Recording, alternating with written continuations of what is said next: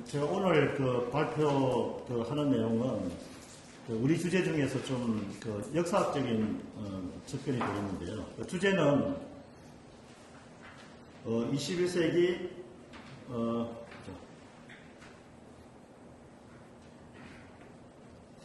21세기 경기도가 실학제세상 김유객의 길을 묻다고 하는 약간은 좀 도전적인 제목입니다.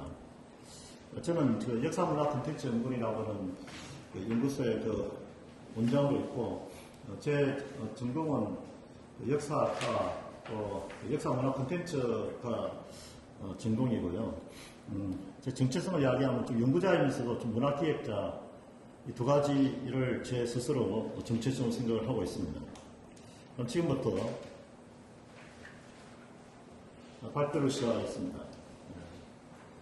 지금 21세기, 지금 우리가 이제 21세기에 살고 있는데요.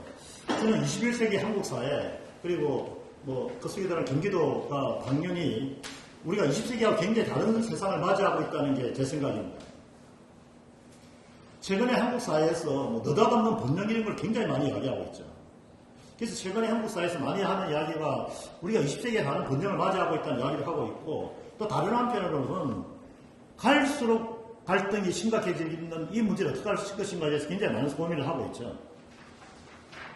그래서 제가 오늘 이야기하는 것은 20세기와 다른 이런 21세기에 맞이하여서 그러면은 이 해답을 혹시 실학에서 구할 수 있을 것인가 하는 문제에서 출발을 한 겁니다. 경기도는 여러분이 잘 아시겠지만 한국에서의 가장 규모가 큰 최대 규모의 자치단체인데요. 여러분 불과 몇 달 전에 우리가 대통령 선거하고 지방자치 선거를 한번 생각을 해보시죠. 대통령 선거의 결과는 정말로 아주 근소한 차이로 당락이 결정이 됐어요. 국민들 입장에서는 두 정당을 다 선택했다고 볼 수 있고요. 그거보다 더 아주 극적이라고 해야 되나요? 그건 경기도에서 일어났습니다. 경기도 도지사 선거는 마지막에 아주 근소한 차이로 역전이 되고, 지금 경기도 전체가 우리나라 전체가 주목하고 있는 건 뭐냐면은, 도의원 선거 결과가, 도의원 의석이 전부 다 156석인데요. 여당과 야당이 똑같은 78석입니다. 저는 이걸 뭘 의미하는가?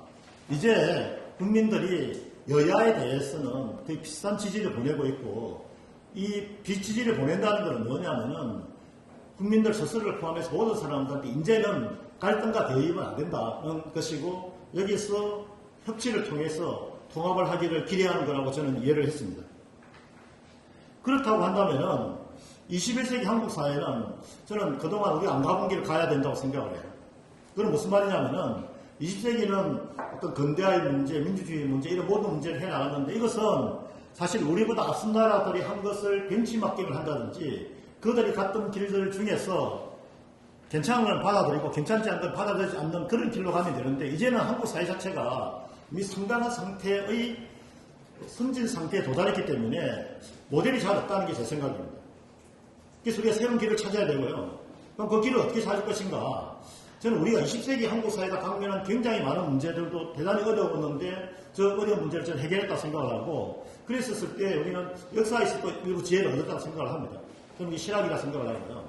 경기도의 경우는 실학이 발생하고 발전한 것이기 때문에 21세기 한국 사회, 또 경기도가 실학에서 그 길을 얻을 수 있지 않을까 하는 게 제 생각입니다. 그럼 도대체 한국 사회 어떤 사회에 대해서 모두에 말씀드렸지만 간단하게 말씀드리겠습니다. 한국은 여러분 2018년에 30-50 클럽에 가입을 했죠. 30-50 클럽은 여러분 잘 아시겠지만, 잘 아시다시피 이제 인구 5천만 이상 국가 중에서 국민 총소득이 3만 불 이상인 국가를 지칭하는데, 우리가 7번째 가입을 했는데, 나머지 6나라는 제국주의 수준 국가들이에요. 19, 20세기에. 우리가 유일하게 20세기 전반기에 식민지를 경험했던 국가입니다. 그러니까 이 자체가 벌써 우리가 전 세계 대부분이 식민지를 경험했기 때문에 그 식민지를 경험한 국가들한테 우리가 하나의 모델이 될 수 있다는 게 제 생각입니다.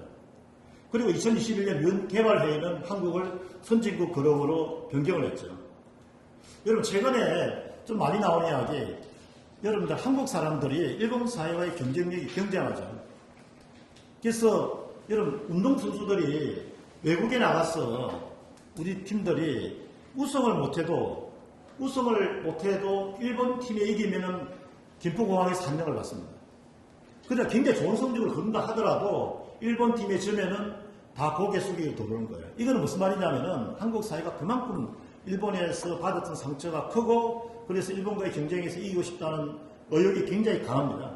근데 이미 2017년 기적으로 한국의 1인당 국민 총소득이 일본보다 앞섰고요. 여러분 저기 보시는 한일 역전이라는 책이 있는데 굉장히 재밌습니다.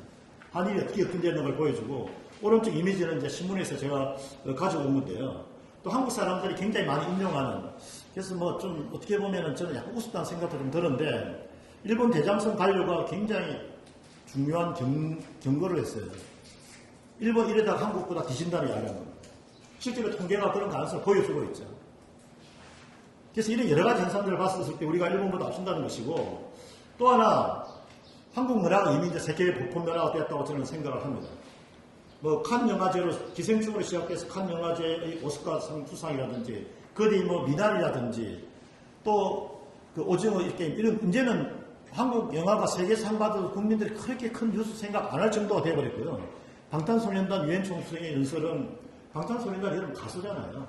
근데 유엔총회에서 연설을 했어요. 이야기는 뭐냐면 이제 전 세계가 한국 문화를 하나의 보편적인 문화로 받아들이기 시작을 했다는 겁니다. 이제 시작한 거죠. 뭐 샹송이라든지 미국의 팝송들이 세계 보편 문화가 됐듯이 한국 문화가 보편 문화가 되기 이제 시작했다는 것인데 저는 이게 굉장히 중요한 의미를 지닌다는 생각을 합니다. 그럼 결국 이거는 뭐냐면은 2020년대에 한국 사회는 이미 어떤 경제적 지표가 선진국이 진입했음을 보여주고 있고 특히 중요한 것은 문화적 현상인데 문화적 현상이 이제 한국 문화가 한국의 특수한 한국 사람만이 받아들일 수 있는 문화가 아니라 세계 사람들이 좀 보편적으로 받아들이는 문화가 되었지 않았나 하는 생각이 듭니다. 뭐 이렇게 되면은 뭐 굉장히 자랑스럽게 하겠지만 그러나 한국 사회가 전 세계에서 유례가 찾아볼 수 없도록 갈등하는 사회죠. 그래서 저는 한국 사회가 새로운 길을 찾아야 된다. 그리고 한국 사회에서 최대 자치단체 규모인 경기도 또 다른 사람보다 더 철저하게 어떤 그 통합과 협치가 필요한 경기도 여기서 이제 어떤 새로운 길을 찾아봐야 되겠다는 것이고 저는 그 길이 결론부터 말씀드리면은 개혁을 해 나가지만은 이 개혁이 혁명적인 사고방식의 개혁이 아니라 대립이 아니라 협치와 통합을 통해서 일으켜야 된다는 것이 제 생각이고 이걸 한번 좀 경기도 시락에서 구할 수 있지 않을까. 경기도민들이 의식조사를 하면 시락을 우리의 정체성이라 생각을 하고요.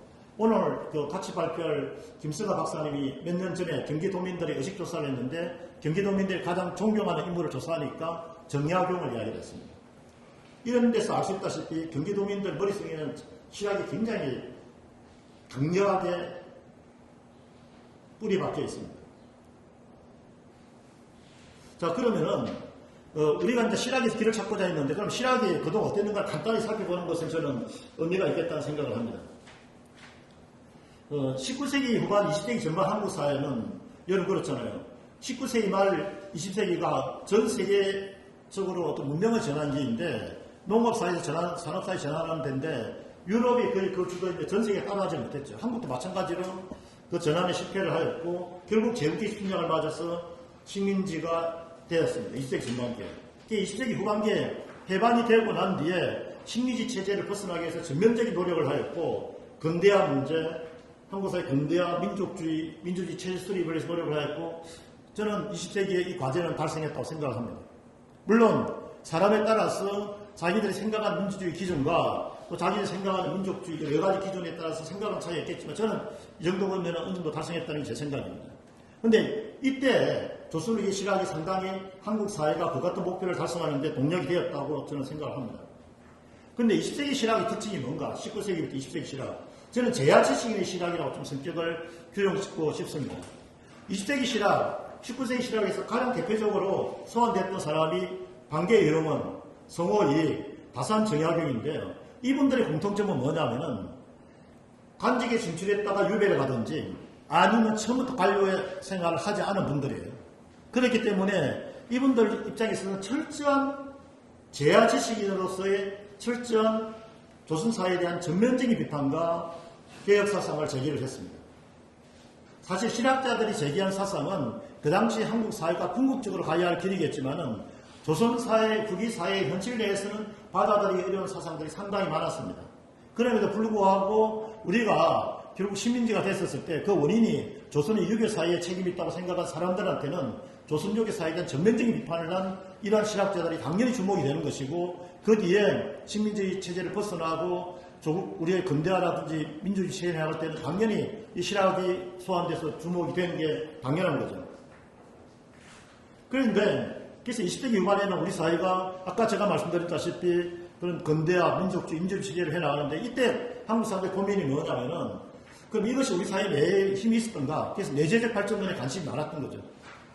그래서 실학이라든지 그 당시 뭐 조선이 자본주의 이런 이야기 나오면서 실학이 근대 사상으로까지 평가되고 내재적 발전론의 관점에서 한국 사회 내부의 근대화와 민족주의에 도달할 수 있는 힘을 가진 사상이 실학에서 찾았고, 한국 사회는 그것이 굉장한 그 사회적 동력이 되었고, 20세기 후반기에 한국 사회가 그 같은 사회 목표를 도달하는데 저는 실학이 일정한 기여를 했다고 생각을 합니다.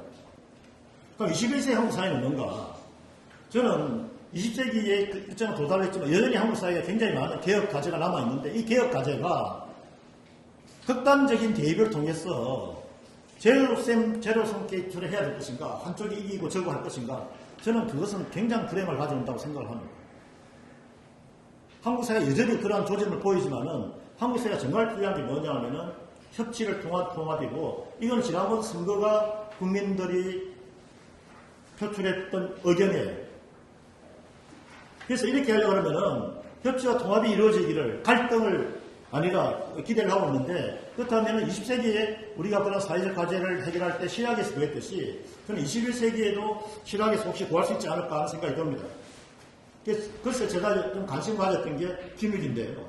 김육은 16세기와 17세기 전반기에 권력의 핵심부에서 영의정까지 지내서 현실 정치에 깊숙한 개입한 분이죠.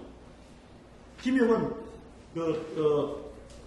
관료로서의 전문성이 뛰어나고, 소위 일을 하려면 이제 일머리라는 게 있죠. 일머리라는 것은 어떤 일을 처리하는 데 대해서 사람과 어떻게 협의를 해야 되고, 구체적인 문제가 있을 때 실무적으로 어떻게 풀어나가야 되고, 또 굉장히 위기와 갈등의 국민을 때리고 어떻게 타협을 할 것인가, 그를 잘 아는 것을 우리가 일머리를 안다 하는데, 김영이 그런 면에서는 조선시대의 대표적인 그 전문성을 지닌 일머리를 아는 관료예요.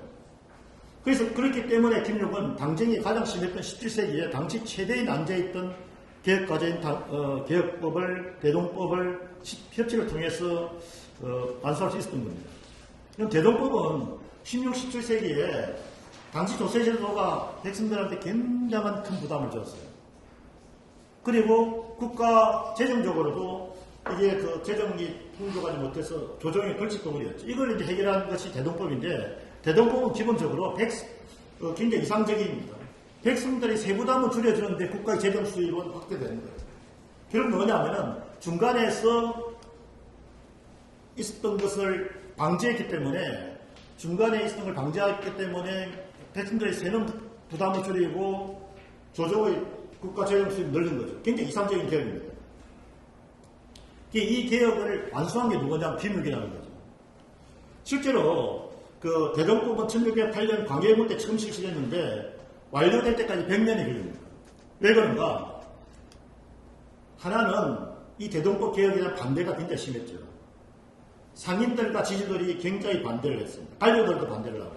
그러나 이 반대만을 이유로 보는 것은 저는 잘못됐다고 생각합니다. 우리가 항상 역사 공부를 하다 보면은 특정한 세력들에 의해서 역사가 왜곡됐다 했다지만 저는 그거는 굉장히 단편적이다. 왜냐하면 당신은 이걸 각 지방마다 특수성이 있기 때문에 특수성에 맞춘 시행세책을 마련해서 확대하는 것도 굉장히 어려웠어요. 그래서 이 두 가지 때문에 대동법이 전국적 확대에 100년이 걸렸는데, 그럼 대동법 반대론자는 왜 반대를 했는가? 기본적으로 자기들이 가지고 있는 이해관계가 있죠. 또 하나는 뭐냐면은 어떤 면에서 굉장히 중요한 그 명분을 이야기합니다. 이 토지세를 그 토지세가 그 과중하게 부담되면은 지주들의 안정된 생활 기반이 침해를 받는 것이고, 이는 지주를 기반으로 하는 향전사회에 위협이 된다는 거예요. 이건 사실 명분이기도 하지만은 조선사회 운영이 굉장히 기본 원리가 위협될 수 있다는 그런 지적입니다. 실제로 조선사회의 재정 규모라는 것이 조세를 많이 들여가지고 국가의 부강한 국가를 만들기보다는 가능한 국가가 조세의 부담도 줄이고 백성들의 부담을 줄여주면서 안정적인 사회를 이룩하는 게 조선사의 굉장히 이상적인 모습이었어요. 이제 그런 걸 결벌하는 것이고, 또 하나는 그렇기 때문에 그 당시 관료들의 양반들 이런 관료들 생각은 조세 개혁을 통해서 국가의 재정을 부담을 늘리는 그런 어떤 재정을 확대를 통한 국가의 개혁보다는 백성들의 세금 부담을 줄여주고, 그러면은 어떻게 하는가? 국가의 재정도 당해주는 거죠. 그래서 재정을 전략을 한다든 이걸 통해서 해야 된다는 그런 입장을 당시 가지고 있었기 때문에 이처럼 토지에 세금을 매겨서 토지를 가진 사람한테 세금을 많이 매기는 것은 당시 조선사회 이상과 좀 거리가 멀다는 주장을 합니다. 그러나 어쨌든 그 밑바닥에는 양반과 상인들과 기존의 조세 제도를 통해서 이익 본 사람들의 이해관계가 강력하게 깔려 있었음은 부인할 수 없습니다. 그런데 김용은 생각을 해보십시오. 전식적으로 힘을 가진 자들이 반대를 함에도 불구하고 김용은 대동법 확대 실질을 끊임없이 이야기를 합니다. 대동법을 시행하는 것은 백성들을 안정시키고 국가의 재정을 튼튼하게 한다는 두 마리의 토끼를 잡는 것이고, 이 과정에서 화폐 상품 경제가 발달해서 경제도 활성화시키는 대단한 정책입니다. 그런데 그런 반대가 있었는데, 그럼 어떻게 대동법이 개혁이 이루어졌는가? 대동법을 시작한 것은 일국이 청지하였어요. 서인이죠. 근데 이원희가 경기도와 강원도를 확대했습니다. 남인이죠. 그럼 대동법을 완성한 사람이 김육인데 김육은 서인입니다. 충청도와 전라도에 정착시키면서 대동법은 전국으로 확장되어서 개혁이 완성이 되는 거죠. 당시는 죄송합니다. 붕당 남궁론이라는 말이 나올 정도로 붕당 간의 대립이 극심한 시기였는데, 결국은 이 각 당파들이 김용 역할이 대단히 중요했지만 각 당파들이 백성과 국가의 이런 정책이 무엇인가를 판단을 하고 이 대동법 개혁에 초당적으로 협력을 해서 시행이 가능했던 것이고, 이것이 지금 현재 2022년 한국 사회에 시사하는 바는 대단히 크고 정치인을 포함한 모든 사람들이 관심을 가져야 할 부분이라고 저는 생각을 합니다. 김용의 리더십은 저는 통합적 리더십이라고 표현하고 싶은데요. 정치적 갈등이 높았던 시기, 가장 당파 싸움이 심했던 시기에 협치를 이끌어내는 거죠. 사실 김용이 대동적 재벌 추진했던 시기가 당파적 정치적 갈등이 높았다는 건 앞에 말씀드린 바와 같고, 이걸 통해서 또 반대론이 많았기 때문에 치열한 논쟁이 전개되었다는 점. 따라서 대동법은 자초될 위기를 계속 겪습니다. 그럼에도 불구하고 성공시킬 수 있었던 건 뭐냐 하면 김용대에 가가지고 정치적 입장을 달리하는 관료들의 지지를 설득을 통해서 이끌어내고, 가장 중요한 건 임금이죠. 임금의 결단을 이끌어냅니다. 임금도 끊임없이 질문을 합니다. 이거 왜 해야 되지? 왜 상대 반대하지? 이런 질문을 끊임없이 합니다. 그래서 김용은 어떻게 했는가? 당시에 이시방, 허적, 김홍옥 같은 경우는 민생 문제, 공남 문제에 정통한 관료들인데 이들이 김용과 협력을 합니다. 김용의 협치가 빛을 발휘하는 순간인데요. 조선시대 관료는 대체로 크게 두 부류가 있습니다. 하나는 은담가처럼 조선사의 기본적인 원칙, 이런 것들을 강조하는 관료 집단이 있고, 또 하나는 지금 제가 말씀드린 바처럼 이시방, 허적, 김홍옥처럼 구체적인 행정을 어설식으로 하면 민생 문제, 공남 문제가 굉장히 복잡하고 여기에 정통한 관료가 있어요. 근데 김용은 사실은 양쪽에 다 어떤 행정적 식물을 잘하는 전문 관료이기도 하면서도 또 당시 살인 양반들이 지향하는 기본적인 성격도 가지고 있는 관료인데, 그렇기 때문에 김용이 협력을 얻어낼 수가 있는 거죠. 그런데 당시 전문 관료 집단에서 이시방, 허적, 김옥이 당파를 달렸지만 김용과 같이 합니다. 김용이 협치가 발휘되는 대목이죠. 그럼 어떻게 해서 이게 가능했는가? 특히 그 당시에 조정은 김집, 김상헌, 송시열이 조정에 큰 영향력을 행사하는 정치적 그물이었는데 이들이 처음에 대동법을 반대를 합니다. 그러나 시간이 지나면서부터 대동법을 적극적으로 반대하지 않거나 심지어는 일정한 지지까지 보내는데, 그때 이 사람들이 김용에 대해서 어떤 이야기를 하는가? 김용의 진정성을 인정하는 거예요. 대동법의 시행의 필요성에 공감하는 것이 아니라 김용이 추진하는 저 대동법 개혁에 대한 진정성을 믿고 저 진실을 믿었기 때문입니다. 그래서 김용이 개혁의 성공은 정치인으로서의 진정성, 또 관료로서의 전문성이 있기 때문에 가능하다는 것이고, 이것이 우리한테 시사한 바는 크다는 겁니다. 또 하나 우리가 김혁을 이야기할 때 또 같이 생각할 수 있는 게 우리한테 가장 이상적인 실학자들이 정약용 하면은 세종대왕과 이순신 장군과 정약용 이분들이 가장 우리 국민이 존경하는 분들. 그리고 성호이, 유영은 이분들은 그 뛰어난 실학 사상가들이죠. 이 조선후기에 사실 정약용, 유영은이 있었기 때문에 역사 공부한 사람들이 조선사에 대한 자부심도 가지고 그럽니다. 그래서 이들이 사회사상가로서 역할을 정말 뛰어나고 대단한 당시 개혁사상을 제시했지만 그러나 한 가지 이들은 제하에 있었기 때문에 현실정치에 참여하지 못했고 따라서 이들의 주장이 사실은 현실정치에 별 반영되지 못했습니다. 제가 대학교 다닐 때 철학과 학생하고 이야기할 때 깜짝 놀란 게 있었습니다. 저는 조선시대 철학하고 사상이면은 정약용, 유영은 이런 분이라 생각했는데 철학과 학생들은 그런 이야기입니다. 야, 우리 공부할 필요 없는 사람들 공부 안 해. 또 그 사람들이 뭐 사상개발 큰 역할도 차지하지 못하고 또 뭐 사실 그 사회, 당시 사회에 별 영향도 못 미쳤다는 이야기를 듣고 굉장히 제가 충격을 받았죠. 그래서 우리 역사학자들이 생각하는 것 철학자에 다르겠구나 하는 생각을 제가 가졌습니다. 근데 제가 이제 거기에 공부를 하면서 느낀 거는 이들이 선구증이 뛰어난 학자이지만은 당시 시대에는 그렇게 큰 영향을 미치지 못했다는 것은 알 수가 있었습니다. 근데 김혁의 경우는 현실신기에 뛰어들어서 실질적인 사회개혁을 한 거죠. 그래서 대동법을 통해서 민생을 안정시키고 국가 재정을 튼튼히 하였습니다. 특히 당파 싸움이 치열한 현장에서 갈등이 아니라 통합과 협치를 통해서 개혁을 완수했다는 면에서는 저는 굉장히 의미가 있다는 생각이 듭니다. 지금 여러분 보시는 사진이 김혁의 초상화입니다. 그래서 마지막으로 제가 출발할 때 21세기 한국 사회와 경기도가 김혁의 길을 묻다는 것이고 또 김혁 실학자한테 어떤 지금 그런 21세기 실학이 어떤 것이 되어야 될 것인가에 대한 문제를 제기했는데요. 결국은 한국 사회가 경기도가 나아가야 할 길을 김혁에게 물었을 때 아마 김혁은 그런 대답을 할 것 같습니다. 지금 현재 김혁이 온다면 그런 대답을 할 것 같습니다. 통합과 협치를 하라고 이야기를 할 것 같아요. 그렇기 때문에 이 통합과 협치의 실학자인 김혁인 저는 21세기 주목할 실학자이다. 20세기의 정약용이나 예익이나 유영은, 김정희 뭐 이런 분들이 주목되었다고 한다면 21세기에 이들 플러스 김혁도 주목되어야 된다는 것이고 김혁의 통합과 협치의 규칙에서 우리는 한국 사회와 경기도가 나갈 길을 좀 찾을 수 있지 않을 것인가 하는 게 제 생각입니다. 이상으로 발표를 마치겠습니다. 감사합니다.